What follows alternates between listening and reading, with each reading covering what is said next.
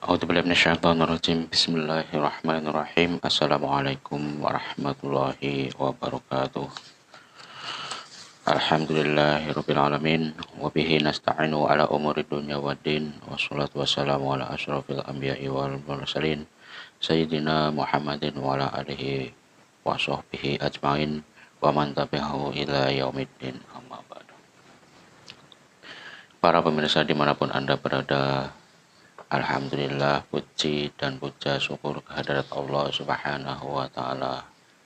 Pada kesempatan ini kita diberikan nikmat iman, Islam, dan kesempatan masih meneruskan membacakan buku karya Tuan Guru Kiai Haji Abdul Somad LCMA, bestseller 37 Masalah Populer.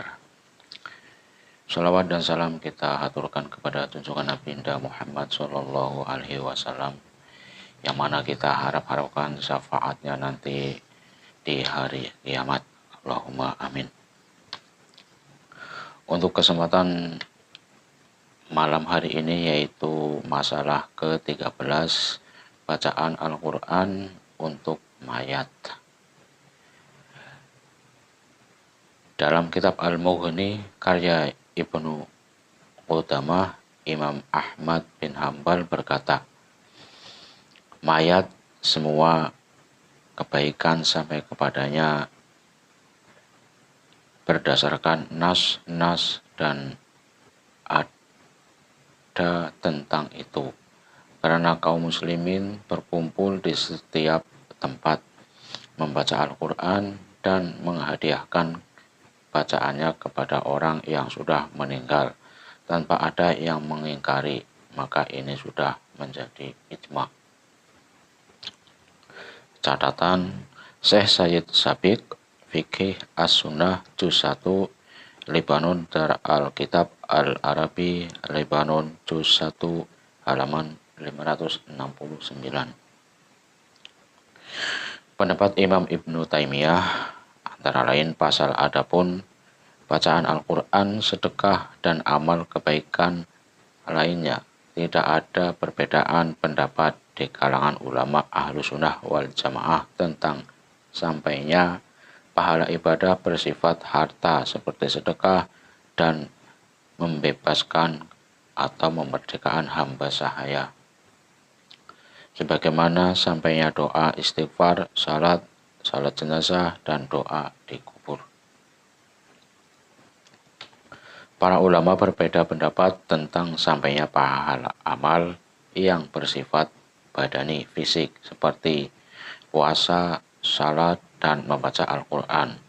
Menurut pendapat yang benar, semua itu sampai kepada orang yang telah meninggal dunia.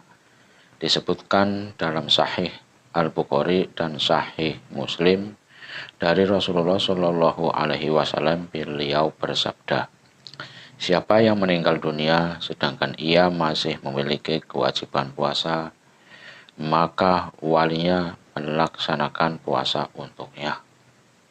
Dalam hadis lain, Rasulullah Shallallahu Alaihi Wasallam memerintahkan seorang perempuan yang ibunya telah meninggal dunia, sementara ibunya itu masih ada kewajiban puasa, agar puasa anaknya itu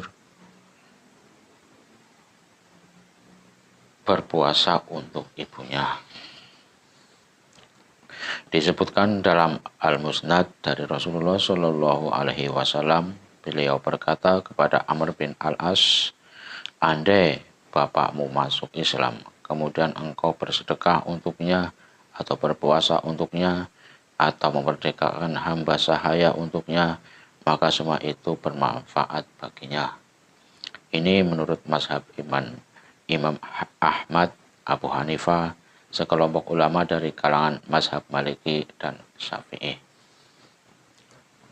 Adapun sebagian mereka yang berdalil dengan ayat dan bahwasannya seorang manusia tidak memperoleh selain apa yang telah diusahakannya.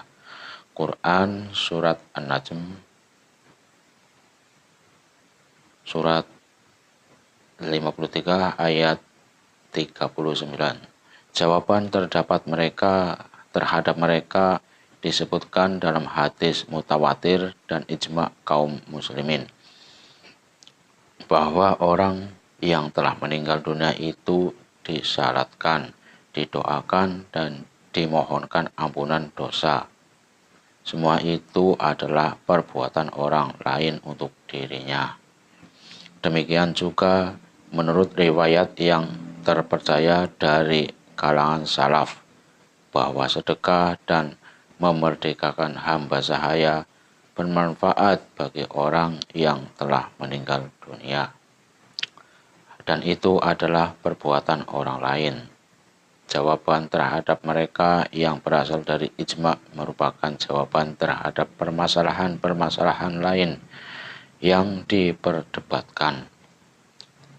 Banyak jawaban dalam masalah ini, akan tetapi jawaban yang benar adalah bahwa Allah Subhanahu wa Ta'ala tidak mengatakan sesungguhnya manusia tidak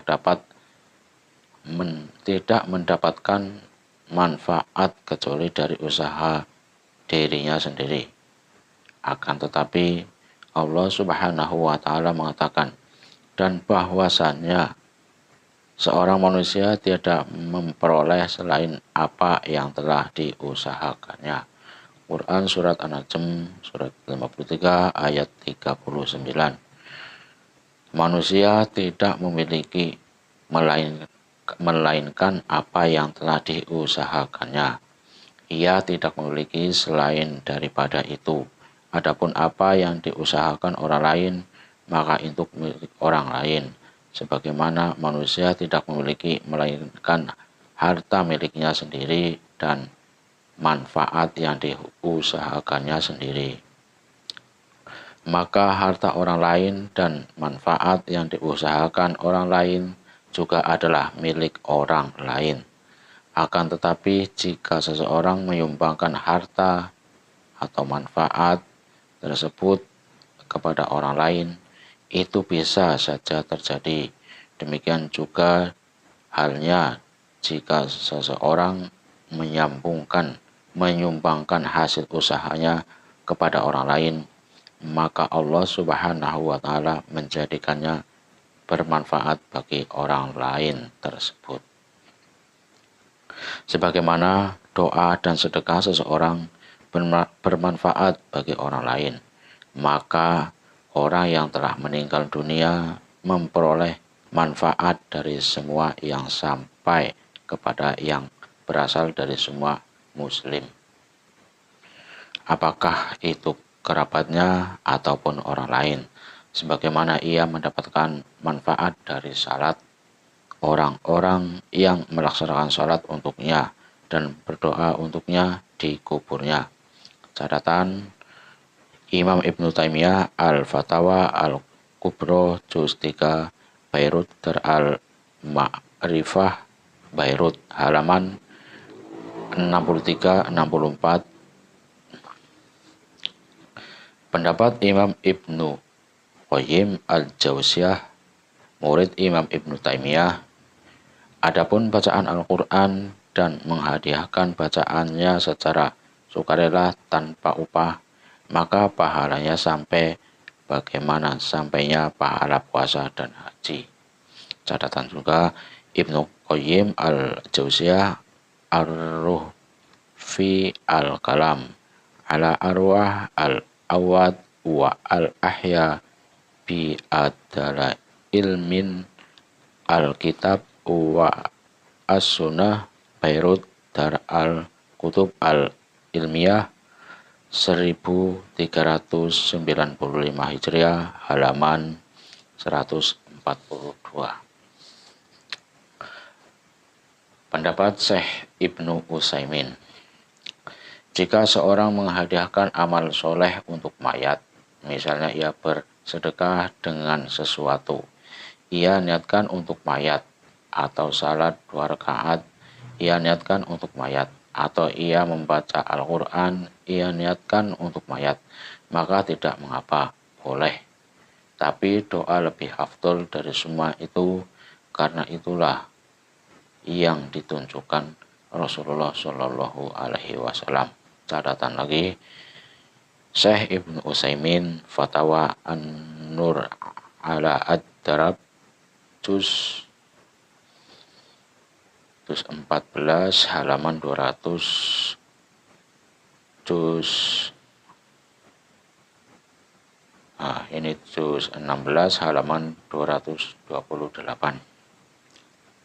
Bagaimana hadis yang menyatakan yang mengalir hanya 3 perkara, yang lain berputus. Apabila manusia meninggal dunia, maka putuslah amalnya kecuali 3, sedekah jariah, ilmu yang bermanfaat, dan anak soleh yang mendoakannya. Hadis riwayat At-Tirmizi dan An-Nasai. Yang dimaksud dengan kalimat putuslah amalnya, maksudnya adalah amal mayat tersebut terputus, terhenti, ia tidak dapat beramal lagi. Bukan amal orang lain kepadanya terputus, karena amal orang lain tetap mengalir kepadanya, seperti badal haji, salat jenazah, doa, dan lain-lain, seperti yang telah dijelaskan di atas berdasarkan hadis-hadis sahih. Demikianlah pembacaan masalah yang ke-13, bacaan Al-Quran untuk mayat. Alhamdulillah, ini sudah usai. Untuk selanjutnya besok, di kesempatan yang besok insya Allah, masalah ke-14, membaca Al-Quran di sisi kubur. Terima kasih atas perhatiannya. Mohon dukungannya dengan subscribe, karena subscribe akan menambahkan kebahagiaan kami, kesenangan saya untuk selalu membacakan buku-buku karya para ulama. Semoga menjadikan manfaat untuk kita semua dan para pemirsa dimanapun Anda berada. Semoga diberikan karunia kenikmatan iman Islam dan husnul khotimah. Akhirul kalam, wabillahi taufiq wal hidayah. Wassalamualaikum warahmatullahi wabarakatuh.